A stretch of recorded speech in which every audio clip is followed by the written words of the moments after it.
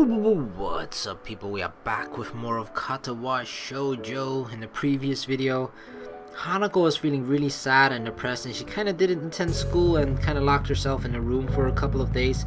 For the couple of days leading up to her birthday, and yeah, we kind of we called up Lilly asking her for help on the situation, and she enlightened us that she always feels this way, like this time of year, because it's around her birthday, which coincidentally was around the time when both her parents died, I believe, during an accident in which Hanako feels really guilty about. So it's probably kind of just a moment, like a yearly occurrence for her, where she just kind of has to reflect upon what has happened in the past, and just kind of maybe part of it is like quietly mourn her parents' death as well, and just it's something she needs to overcome and just be sad about for a couple of days, and then she can continue resuming with the year, I assume.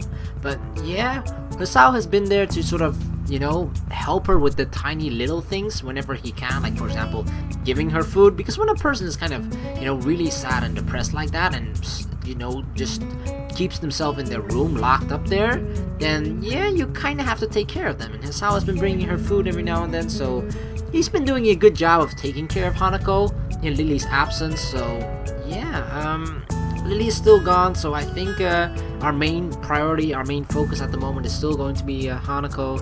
And considering we're in our library right now, I don't know if Hanako's already come out of her room, but let's find out. I sit reading in the library after school, turning page after page, barely registering the words written on each out of sheer boredom. With my cheek resting in my hand, I couldn't help noticing the slightly rough feeling against my palm. It won't be long before I'll need it to get a razor. Giving up on reading, I simply let my head drop onto the book in front of me. Things have quieted down considerably since Hanako began attending school again. When she first returned to class, nothing was said nor done that she wasn't part of a usual routine, and it's been the same way since. Neither of us desired to bring up her accident, so there simply wasn't any point in pursuing it. Thus a few days went by, the daily grind continuing just as it had before. It's only natural that my mind would wander to other places, and more importantly, other people. The lily-shaped hole in the daily life of Hanako and me has been pretty noticeable for a while now. I'd be pleased to say that this has allowed me time to refine just what my thoughts on her exactly are, but alas, I've had no such luck.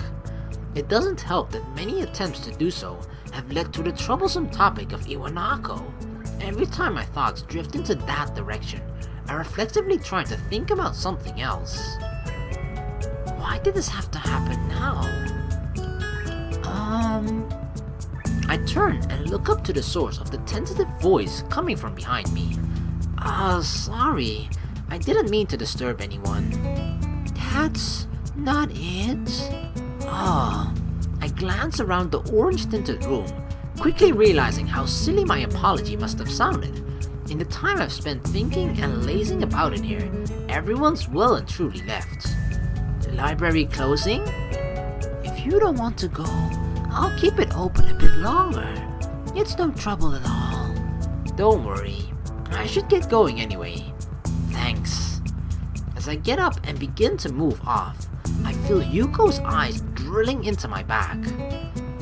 Is there something wrong? You look depressed. Are you okay? Yuko nervously twists her fingers as she says this, unsure whether she's overstepping her boundaries or not. I really can't tell if she's more worried about my mood or about bothering me. Normally, I just shrug it off and assure her that I'm fine, but my reflective mood gets the better of me. Despite being staff, she doesn't really feel as much like an authority figure as the others. It's just, I guess the best term for it would be relationship problems. Oh, I'm not too good with that kind of thing. My only relationship ended a bit abruptly. But if you want to talk about it, I mean, I could listen, I think. Oh, she actually hinted at the fact that, that she was in a relationship and it ended abruptly, which is sort of exactly the description that Kenji gave about his relationship as well, right? And for some reason, I just, from all the clues that both of those characters, both Yuko and Kenji, have left about their possible relationship, I just can't help but feel that they were actually the two that were together, you know, for a while. Because Kenji actually even said that he had intercourse once with the girl, and that just freaking blew my mind. And I'm surprised, if it is Yuko, that she actually, you know, managed to survive that. But yeah, I keep thinking that just from all the hints that they're both giving, that it's like highly likely that Yuko and Kenji were dating at some point. But if you want to talk about it, I mean, I could listen, I think. Now I feel kind of bad for bringing it up. She's not that old though, so at least she has a good chance of finding another partner. It isn't like we're in a bad situation right now. We have spent many days together as friends, sometimes going out to do stuff, you know, that kind of thing. But I'm starting to want to do more for her, learn more about her, and be with her more. I'm not sure whether it's actually love or not, though as our friendship as it stands is enjoyable. You shouldn't let that stop you. Sorry. Yuko is just I feel like such a timid person, and like whenever she feels like that seems like, I don't know, she seems almost like scared to talk to other people, and just, you know, scared to, like, even if she's just saying something saying something normally, she feels like she's bothering other people or like overstepping her boundaries, or just, I don't know, she just feels like she everything that she does is like a burden to other people, and she has to apologize for even almost. I wouldn't be surprised if Yuko would actually just apologize for us just for existing. Like, that just seems like a thing Yuko would actually apologize for, and that's just sort of like, that really describes her pretty well, I feel, at least from all the times that we've met her throughout the 3 routes so far. It's just always been like, oh, sorry, like, I didn't mean to actually, you know, talk or raise my voice a little bit or speak my mind, God forbid, you know. How to say this? I think that it's nice that you have a good relation or friendship, but school is going to eventually end. Do you think you'll be fine with not knowing if you could have gone further after you've graduated? I guess that's the crew of the problem. I really have no idea what the answer to that question is. Well, I really can't help you there. What your true feelings are is something you have to decide for yourself. But I think that if you do love her, you should definitely say something. After thinking about it really hard, I decided that even though my relationship didn't work out, it's still better that way than never knowing if it might have or not. I never expected Yuko to sound so exactly. Why is she afraid to, like, speak her mind or to actually say stuff, you know? Because she sounds pretty wise. I never expected Yuko to sound so wise. It only makes sense that, with more life experience than I, she'd have a better idea about this. While I suppose not very much was actually answered, talking to her has helped it get it off my chest, and I have no doubt that I should confess if I really do like Lilly. I give a slightly frustrated sigh. If only reading so much actually helped when it comes to situations like this. She gives a girlish giggle, which only reinforces my view of her as being different from the usual staff here. In the end, it all comes down to what will happen after school finishes once again. Considering what happened before I came to Yamaku, it feels like being asked to keep up with a field of runners despite having started from a dozen yards behind them. It's just one more motive to move on from the past. The last thing I need right now is to get too caught up in that and getting homesick while I'm at it. Once again, I find myself calling Lilly. My phone bill is going to be horrific, considering this is international. But it's worth it. I don't only want to smooth over her feelings from the last time I called. I genuinely want to talk to her again. Bzz, come on, Lilly, pick up. I have a feeling that she's gonna be like...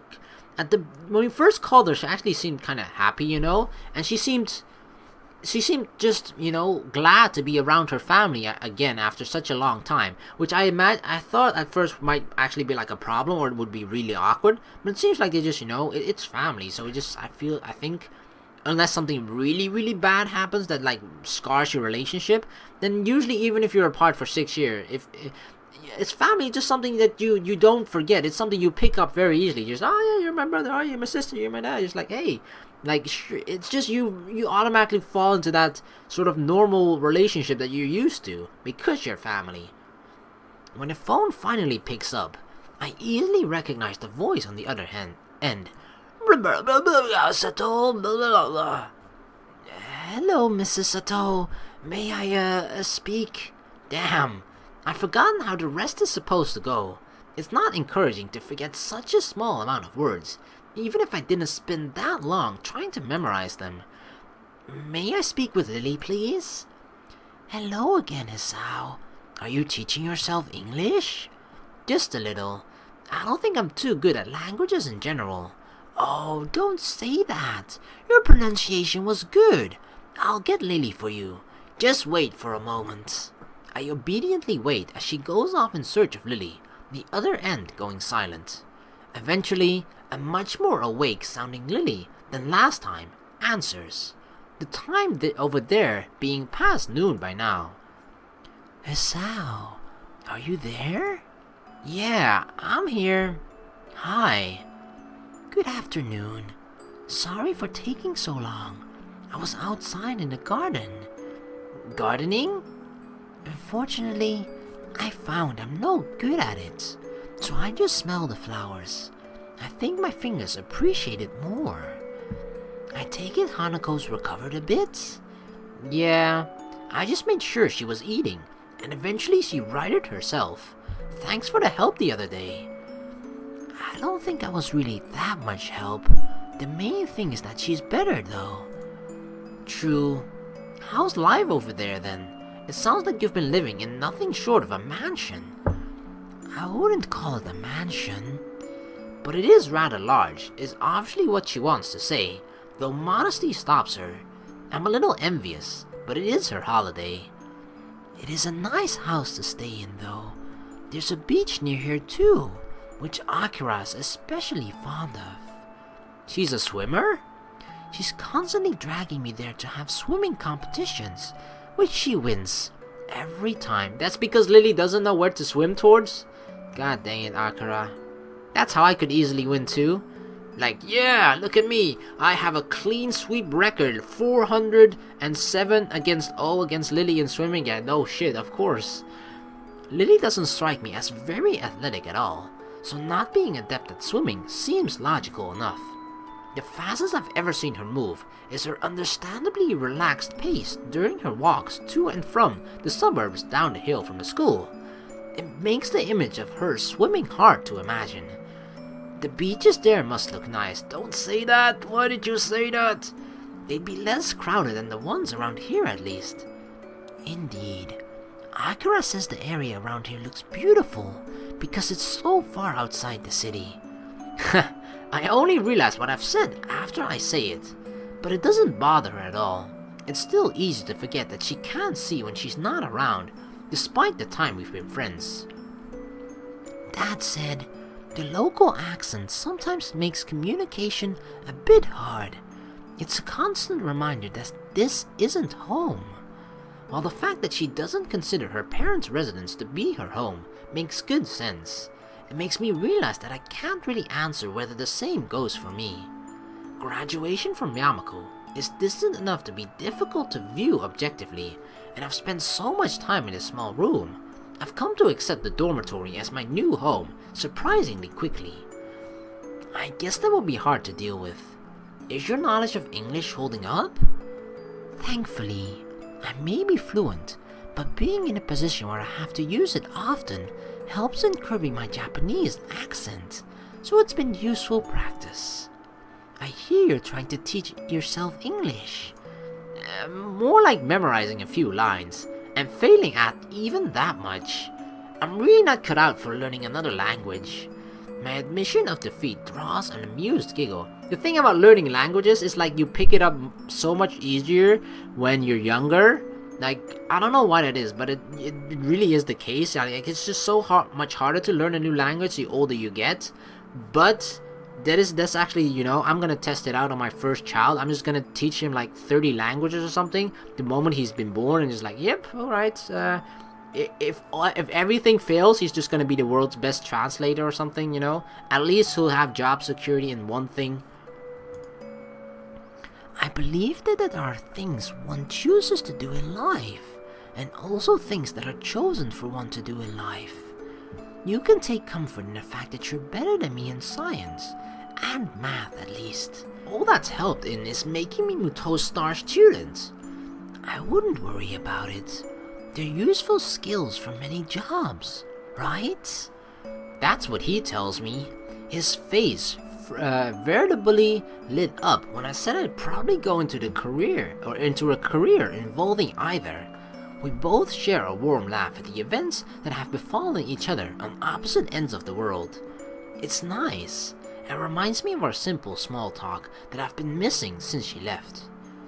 As each of us waits for the other to begin speaking, I decide to push ahead with my feelings. I can feel my throat tightening slightly. Oh, Hisao, no.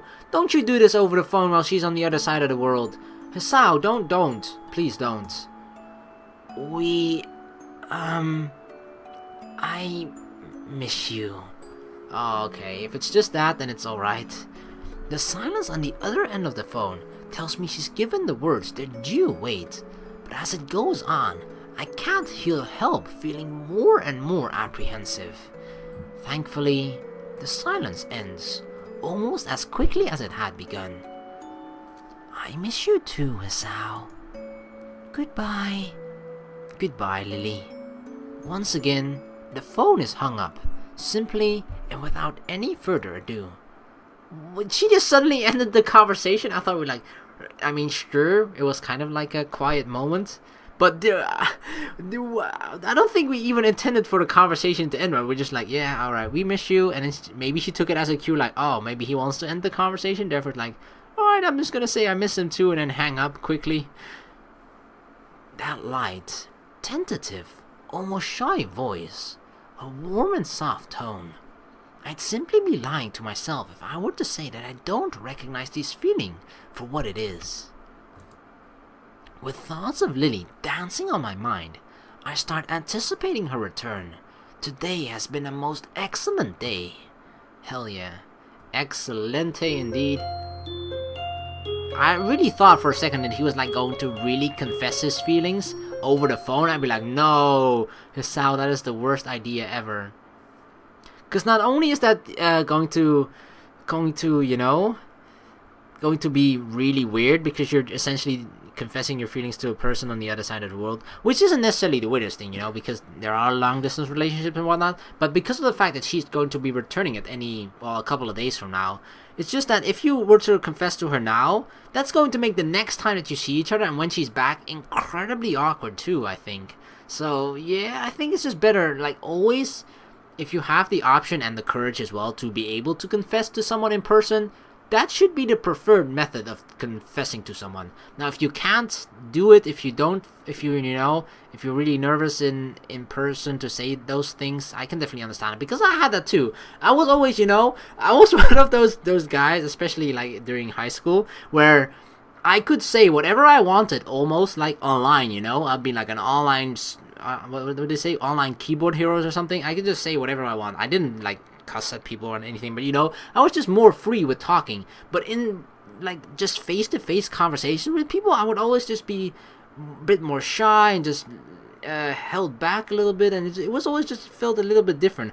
Like talking with and chatting with people online, for example, on MSN and that sort of stuff with classmates, that always just went so fine. And then in real life, it was always like, it was so much more quieter, and I didn't know what to say. And whereas now, that especially because of partly doing YouTube and everything, it's just much easier for me to immediately speak my mind. Whereas before, everything that I say would just like go through this filter in my head, where I would think about it 10 seconds before saying it. And after those 10 seconds have sort of already ended, I just decided like, okay, well, the moment is already passed. I probably shouldn't say anything anymore. And then I don't say anything, Whereas just now, there's actually almost completely passed in most occasions at least. So yeah, YouTube has actually helped me in that regard, or creating these videos has helped me a lot in that regard, which was essentially my partly the reason for me why I wanted to make these videos, is just to be more comfortable about talking and getting the thoughts that I have inside my head actually being able to express them into words, which is something I feel like I'm improving at. So probably still not that good at it, but improvement, and we're working on it. So yeah, I sit listening to another one of Muto's long-winded lectures, my mind wandering far from the scribbles on the dirty blackboard. Since I called Lilly, my mind's been drawn into two directions. Both roughly lead to the same conclusion. I've started to feel oddly detached from my past life. It's only been a month and a half since I arrived here, yet this school's become a second home. I've gained new friends and contacts, managed to get to grips with the school's lifestyle and culture, and become accustomed to the quirks of my classmates. To become used to a school where disabilities are the norm, rather than the rare exception, still catches me off guard sometimes when I think on it. The same school that's populated by burn victims, amputees, the blind, the deaf, and all manner of disabilities in between. If someone had described this school to me before I'd come, I'd have shrugged it off as an overactive imagination. Even when I first arrived, I felt like the Dutch. What? Coming to the strange new land for the first time. He meant like when the Dutch were like, during those in history when especially a lot of European countries were like sailing around and just like going to whatever land and just like claiming it as their own, like, yep, we own this now. I mean, I actually learned this in history class, that the Netherlands actually used to like kind of own America, parts of it, especially New York. I think it was they own New York and they called it, was it New Amsterdam, I think? Yeah, because Amsterdam is still, that's our capital.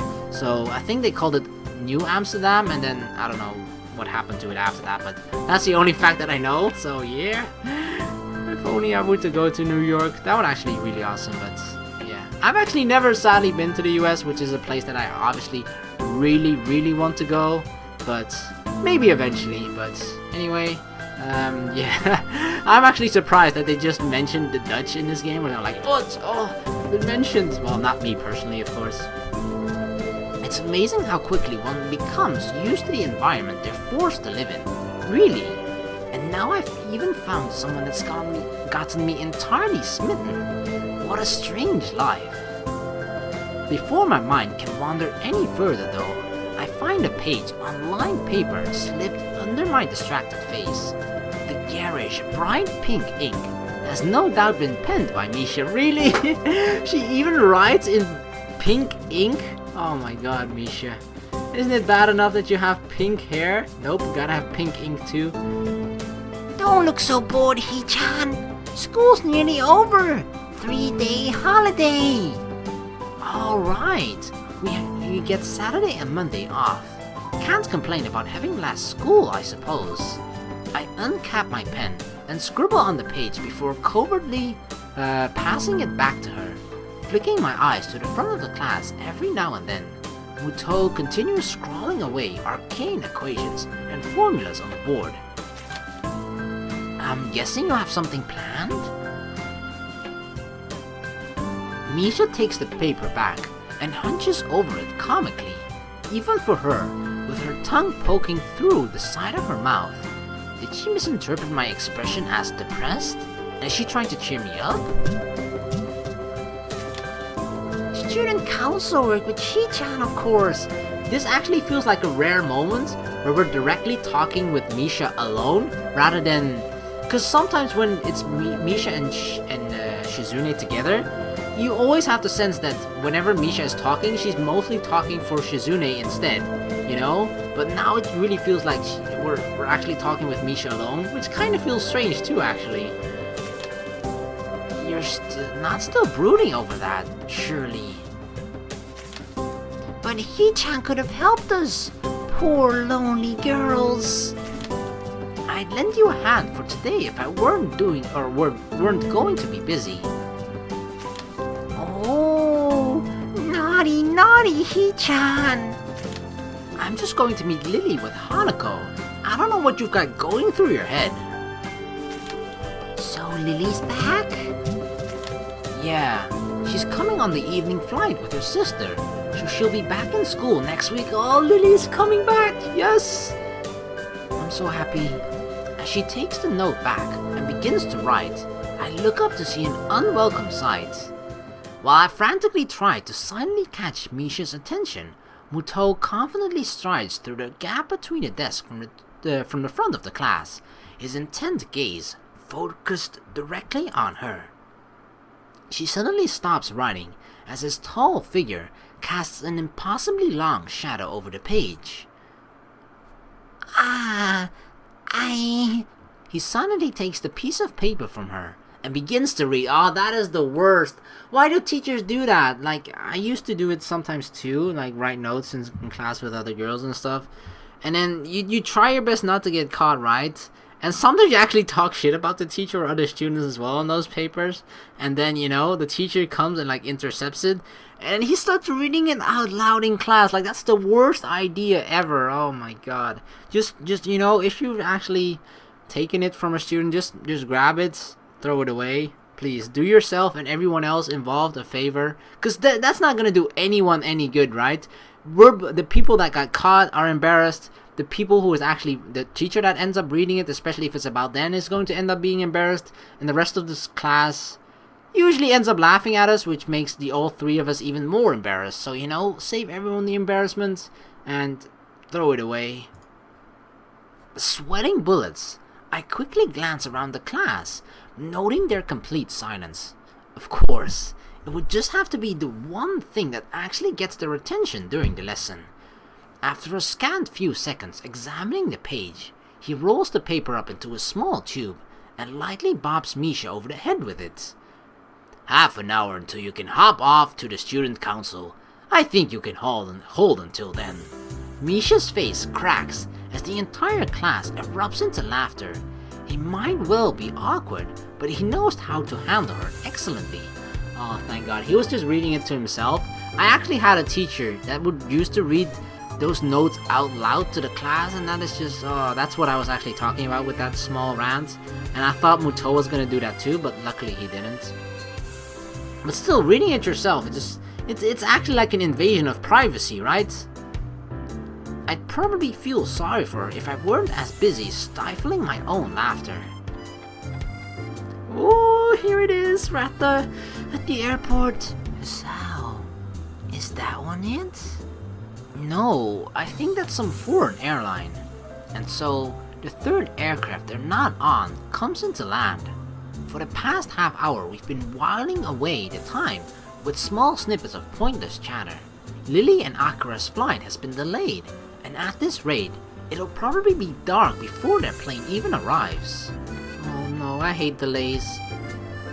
Is that one it? No, the company colors are wrong.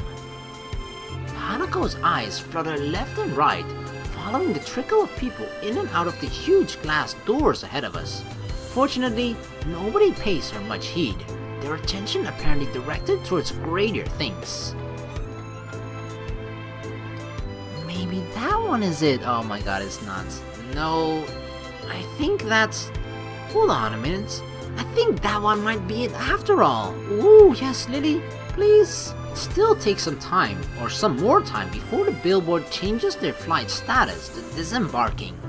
A loud yawn sneaks up on me, not allowing enough time to stifle it. My sleep patterns have, once again, been all over the place, likely due to a mix of worrying about Hanako and the side effects of my medications. Hisao, over there. I look to Hanako, then follow her gaze to the airport door. Oh, Lilly, they're here! Really? Oh, yes, she's back. Lilly is back. Our blonde-haired angel, by which I mean Lilly, not you, Akira. Oh my god, she's back. We all call out to each other in greeting, quickly shuffling over to the side to avoid blocking the passage of others. Lilly! Oh, Hanako is happy too. Hanako jumps forward to hug Lilly, a wide smile on her face being all that's needed to see her happiness at Lily's return. Lily simply smiles in return, her voice soft. "It's wonderful to meet you again, Hanako." As the two give each other a hug, well deserved after all that's happened while she was gone, I turn to Akira. "Yo, you're pretty late." "Yeah, that was a really bad storm over at the airport. We got drenched just going from the car to the door." "I guess you'll appreciate the weather here more then. Welcome back to you too, Lily." Hanako breaks off from Lily as I speak. For a long time, neither of us says a word.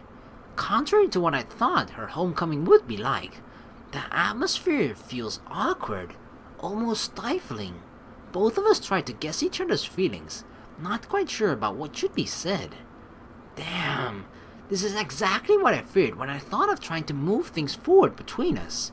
Lily runs her hand through her fair hair and awkwardly twirls one of her bangs in her fingers, clearly trying to think of how to best react. Eventually, thankfully, Lily gives a small sigh and breaks the silence. "Thank you, Hisao. It's nice to be back." "Are you okay? You look tired." Evidently not recollecting herself all that well, she quickly waves her hand in front of her face to stave off any concern Hanako may have over her. "I'm okay. Really. It's just a bit of jet lag." "Weak. You don't have any?" She simply gives a big grin, puffing out her modest chest. "I feel absolutely fine." "That's not fair." "Haha, ah well, it shouldn't take too long to get rid of it." "Ah, that's right. Hisao?" "Yeah?" "Don't we have a holiday from school soon?" "I'd have forgotten if Misha hadn't reminded me this morning. We've got a 3-day weekend starting from tomorrow." Akira playfully bumps her elbow lightly into Lily's side, grinning. "Told ya you wouldn't miss it." "You have something planned?" "If neither you nor Hanako are busy." "I've got no plans, so something to do would be appreciated. Hanako?" "No, nothing." "That's good. I was thinking we could go to my family's summer house for a bit of quiet over the break. We've rarely used it recently though, so we'd have to dust things off a little while we're there." "Oh? Where is it?" "Up north, in Hokkaido. The place is practically deserted, so it should be a nice quiet break for you guys." "You're not coming?" "Nah, got a little holiday of my own set up with my boyfriend." I lower my eyes at her, suspicious of her intentions. "It sounds like we're just cleaning up the summer house for you." "That's perhaps a valid conclusion." Both of us zero in on Akira, her face somewhat evasive. "Looks like we were right." The parents were like, "Do you remember the summer house that we have?" And then both Lily and Akira were like, "Oh no, we forgot about it at all." And the parents were like, "Yeah, we should actually use it, you know? We may be rich and we may have a lot of houses, but we still have to use our houses. So you better get your asses in that house at least a couple of days in the year."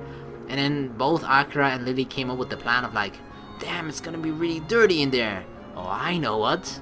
Let's get Hanako and Hisao in there and let them clean stuff." Brilliant and evil plan. "That's just a convenient bonus. Really, me and a guy left it in pretty good condition last we were there, I promise. Now then, I'm out of here." "Already?" "Akira." She quickly turns and walks away, her hand held high. "See you in a few days, guys." Well, who did Akira mean when she says her boyfriend? Not Hideaki, right? Because they're family, right? I'm pretty sure they're family. They're related. Even though I think it was only like family-in-law, but they're still related, so that can't be her boyfriend. Lee and I can only sigh at her hasty retreat. It does sound like it would be a nice place to go. Lilly gives an enthusiastic nod, taking her carry bag in one hand and placing her other on Hanako's shoulder for guidance as we begin to make our way to the taxi area. After the fracas of the past few days, spending a weekend in the country alone with her and Hanako sounds like a dream. The more I think about it, the more sure I am this will be the right time and place to confess my feelings to her. Oh no, this is not a good... The thing about this is, yeah, if you're away with a person and then you're planning to confess your feelings to them at that point or at that moment, like there's like a really good side to it if it turns out to be good, and a really bad side to it if it turns out to be bad, right? Because imagine this: you're on the beginning of a holiday, let's say you're going away for 3 days. On like the first day or like at the beginning of the second day, you confess your feelings to the girl, and let's go by the good case scenario first, right? Everything goes well, you confess to her, she reciprocates those feelings, and then you end up dating. You start dating, you end up being a couple. That's like, oh, perfect, awesome, we'll have a awesome the rest of the holidays. The second day and third day are probably gonna be really good, and yeah, dream scenario, right?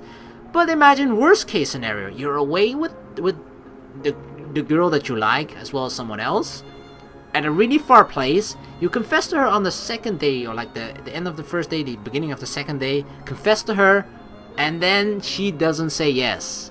What the fuck do you do then, right? Then you're stuck in a place with her and the other girl, far away, so you can't go home. So things are gonna be incredibly freaking awkward for the rest of those 2 days. So I can kind of understand, like, yeah, it feels like it's a good time, but it's only good if she says yes as well, and she feels the same about you. Because if she says no, it's gonna be hell multiplied by 3. But dang, Lilly is back. Finally, I'm so happy. I'm actually like really happy, because this is the Lilly route after all. It's not fun if you're in a Lilly route and you only talk with Lilly every now and again, only on the phone. You actually want her to physically be there. So yeah, I'm glad, and especially I'm really excited about the upcoming trip that we're going to be taking to the summer house. So yeah, I think that's what's going to be happening in the next video. So I just want to thank you guys so very much for watching. Please like and subscribe for more, and hope to see you all on this summer house trip that we'll be having with Lilly and Hanako in the next video. So see you then. Peace.